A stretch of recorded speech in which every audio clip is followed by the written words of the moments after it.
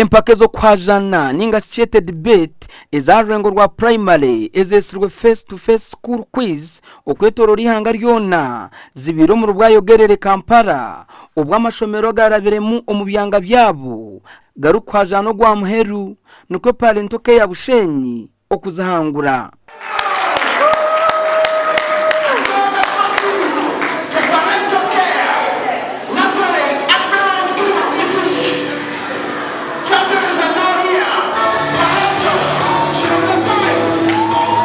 Abeja bababuzi bwevuze birukwahukana ebirukukwata bimwe ebyo mu kibina otireho na nebyensi kandi abeja babire ne bakoresha obukoryo burukwahukana omukugaruka mevuzo ebi abo kusinga competition ezitweterumu twabishomo ryo kubanza muri Uganda singe buze by'abana ba Chamushanje aba primary kandi turuga Parental Care primary school Bushenyi twakora record kuba ya participation yo kubanza yitu unga twagendera kimwe mpaka final kandi twatware chikopo. The first school quiz competition where we engage learners to compete among themselves, but in the purpose of being able to recall or remember what their teachers have taught them in class, and also to ask them questions that things they really interact with on a daily basis. Ishomero rya Parental Care ya Bushenyi ribirenera hazana n'ishomero rya Namagunga Girls Kitende kandi biziro mu gwa kabiri. They train children to think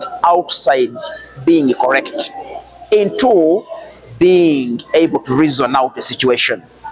That is the difficulty in Ugandan education. Our question is aimed at how do you reason out a situation, including all subjects, mathematics, English, science, and SST. It's all about reasoning out a situation and finding a solution. Wemoze skimula oryo ababire barya baramuzi b'empakezi ashoborira ibintu bimwe ebibire nibigenderwaho mu kushara empakezi. For example, I don't ask you what is the opposite of go. No, I ask you, if you did not go, then what did you do? So that you think out and say this is an action. If you did not go, then you came. Omugandi makuru abeji n'abandi bikirizo muri Kagamba bashabirwa kutamana mu ruhanga baba nibenda kwanguhirwa enseji.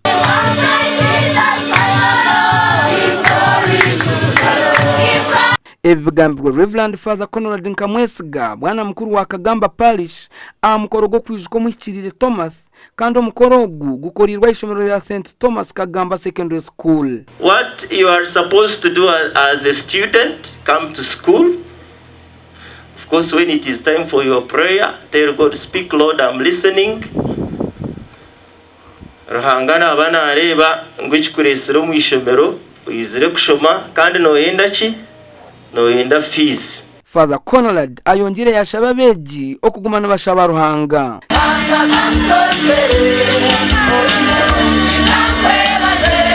Chaplain wishomereri Reverend Father James Nyendera ashoborira amakuru gecireki. So Thomas akarebeka ko wabanganisize konkani kitwegese kintu cyangwa munonga ahari Thomas kugira ngo akenda ngo ayerebere Obwegyese zokire wenu yaba practical inga yashito mu kikorwa kandi yakwata nabironda bya Yesu Kristo uko wabere yazokire mu preachinga kwe yahamisa z'abana ngo babatira amana gabo mu ruhanga byo neva kwenda mbako gukora kandi mbako kaje.